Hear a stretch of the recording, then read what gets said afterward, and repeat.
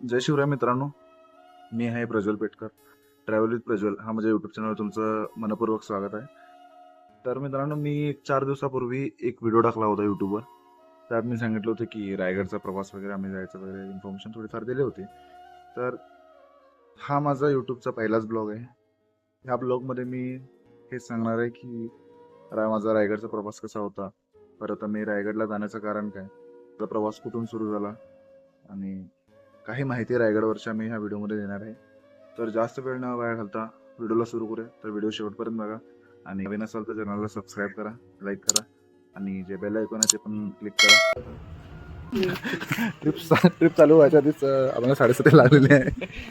अशा प्रकारे पहिला गडी गारत, पहिला हादरा, पहिली लागलेली अवदसा, 7:30 नाट नष्टर पनवा.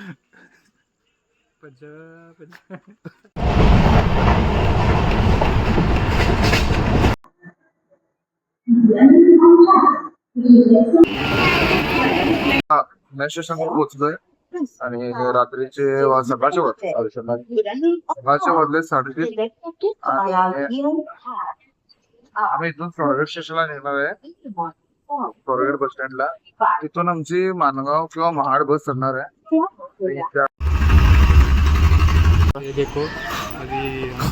तशी पुण्यावरून तर आम्हाला बस भेटली महाडला जाण्यासाठी आणि महाडपर्यंत आम्ही पोहोचलो, परंतु महाडवरून तर रायगडला आम्हाला बसच भेटली नाही.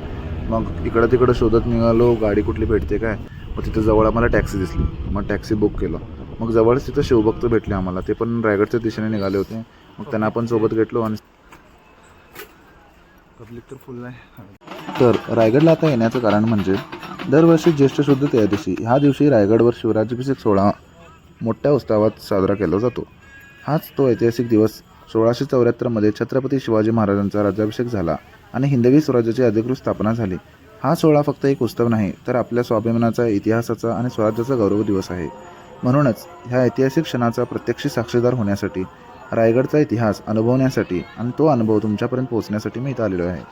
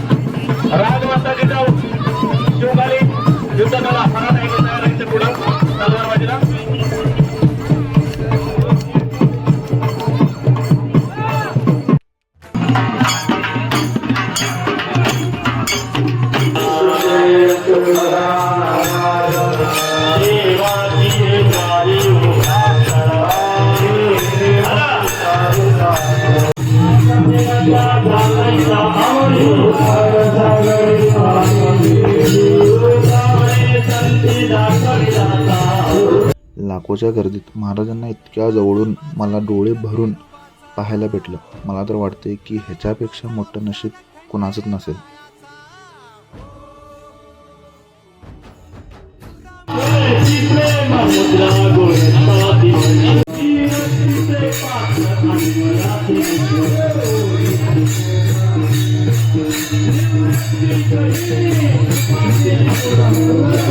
तितकी सगळीकडे धुगटी पडली.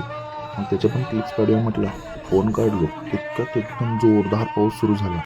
मग तिथून आम्ही टेंट जवळ पळत निघालो. का तर टेंट मधला मग आमच्या वस्तू जे ठेवले होते ना आम्ही कवर करायचंच विसरलो. थोड्या वेळात पळत गेलो.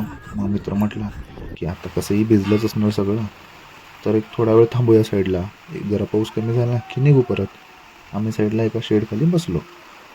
तेवढ्यात एक ग्रुप आमच्या समोरून निघत होता. या पट्ट्याने तर अख्खं तट्टच डोक्यावर घेतलं होतं यार. मानलं भाऊ, तुम्हाला मानलं खरंच.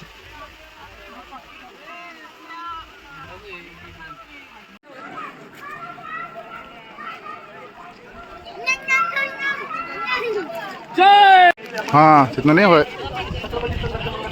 टकमकटक वरनं.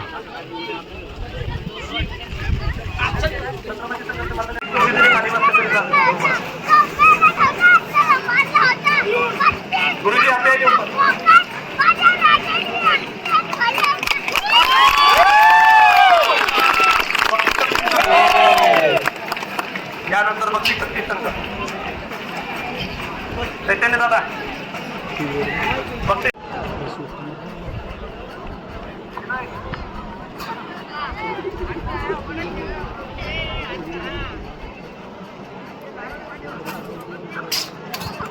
जरा मोठा ती करा थोडंसं मागं. हां ती बस बस बस ओके. यानंतर शंभूराजे मर्दाने आता सुरू केल्यानंतर कुणालाही प्रमाणपत्र मिळणार नाही. प्रमाणपत्र इथून जाताना घेऊन जावा. जय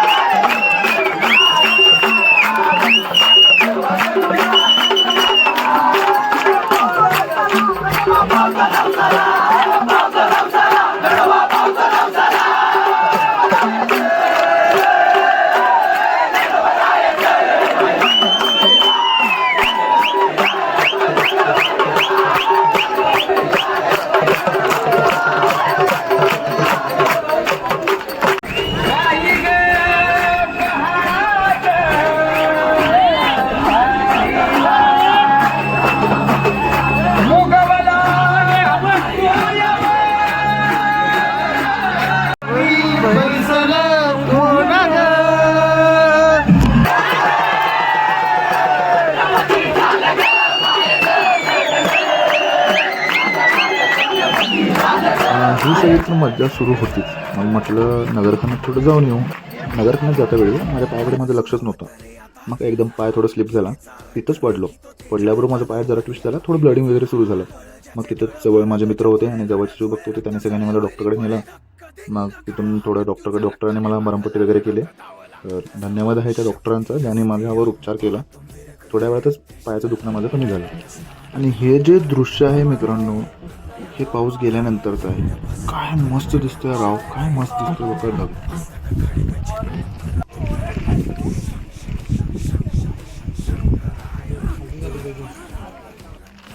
एक गुप्त द्वार दिसला. बघूया म्हटलं आत जाऊया. मग आत गेलो. ही एक गुफा किंवा कोठरी असावी असं वाटलं. मग नंतर आत गेलं की फार अंधार होता आणि हाईट पण थोडी कमी होती. आत जाताना आमच्या डोक्याला लागलं, वाकून जायला लागलं आणि आत गेलं की थोडं मोठं होतं. आणि ह्या खोलीमध्ये छोटे सगळी साईडनं देवळी होते. तिथं काही दिवे पण दिसले. तर नेमकी ही खोली का बांधली गेली होती त्या काळी, तुम्हाला काही माहीत असेल तर कमेंट सेक्शनमध्ये नक्की सांगा. म्हणजे इतरांना समजेल की ह्या खोलीमागचं रहस्य काय आहे.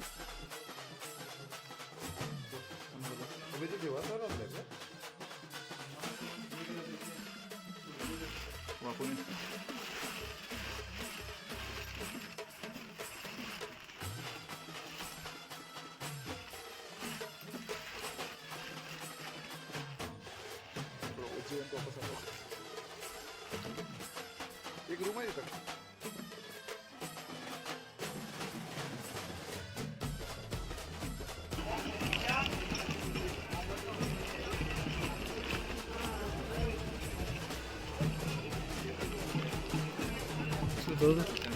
एक दगडचा साईज बघ केवढा आहे. आम्ही चिऱ्याचं दगड घर बनतो म्हणजे आमची जाते उचलीपर्यंत आणि एवढं उंच बांधणं म्हणजे का सोपी गोष्ट आहे काय.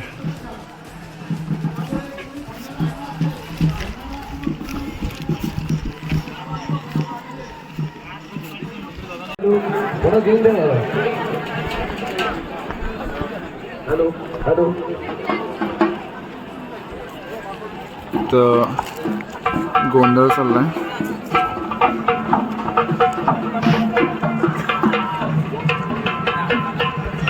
रायगडची खरी मजा.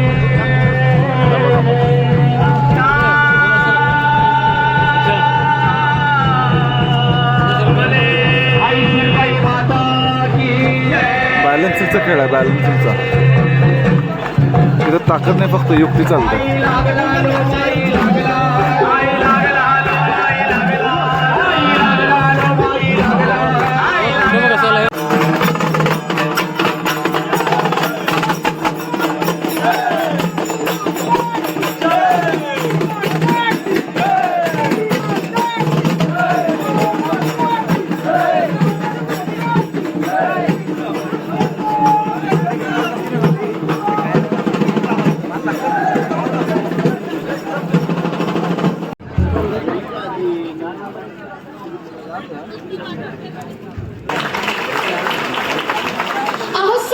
कुणाच्या वाटेला येत नाही. संघर्ष कुणाच्या वाटेला येत नाही. 14 वर्षाचा वनवास करून राम हे प्रभू श्री राम झाले आणि सूर्यपुत्र असून देखील सर्वसामान्य गोपाळाप्रमाणे राहणारे कृष्ण हे प्रभू श्री कृष्ण झाले.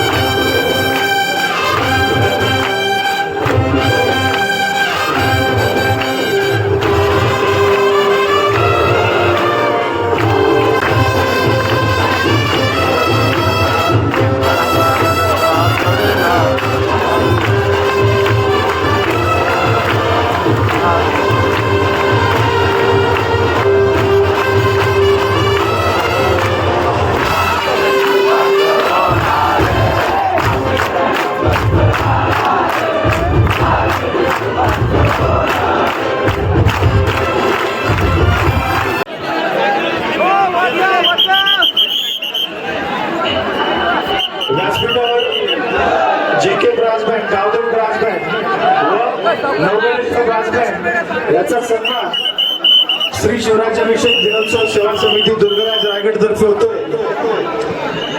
या कलावंतांसाठी एकदा जोरदार टाळ्या झाल्या. जाऊची पुण्याई आणि कशी आली आपल्याला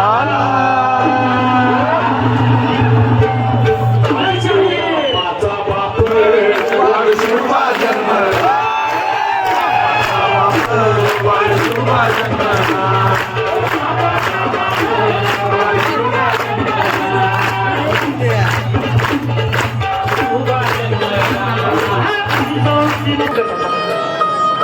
अशा काळात या बालकाने केवळ माझा पुत्र म्हणून नव्हे तर जनतेचा आधार बनावे अशी माझी मनोमन इच्छा आहे. त्याच्या मनात धर्मनिष्ठा, न्यायप्रियता, शौर्य आणि स्वाभिमानाची विजय रुजवली आहे. हा पराक्रमी, कर्तव्यदक्ष आणि जनतेवर प्रेम करणारा राजा व्हावा हीच माझी प्रार्थना. मला खात्री वाटते की हे बाळ भविष्यात या भूमीचे रक्षण करेल, अन्यायाविरुद्ध उभे राहील आणि स्वराज्याचे स्वप्न साकार करेल. तेव्हा माझ्या या पुत्राला सामर्थ्य, सद्बुद्धी आणि धैर्य दे. माझ्या बाळाच्या हातून या मातृभूमीचे कल्याण हो हीच माझी मनोभावे प्रार्थना आहे.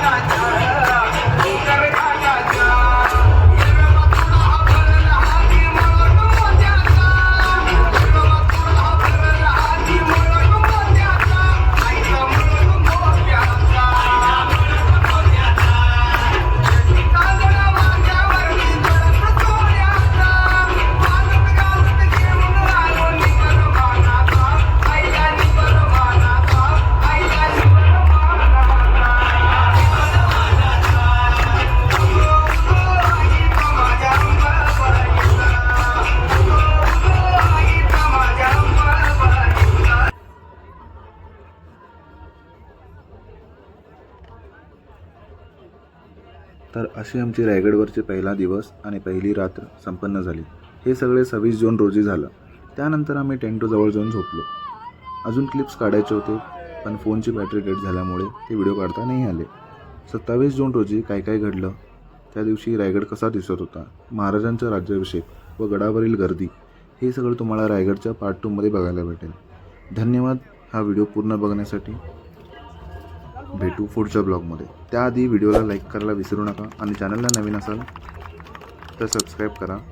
भेटू पुढच्या ब्लॉगमध्ये.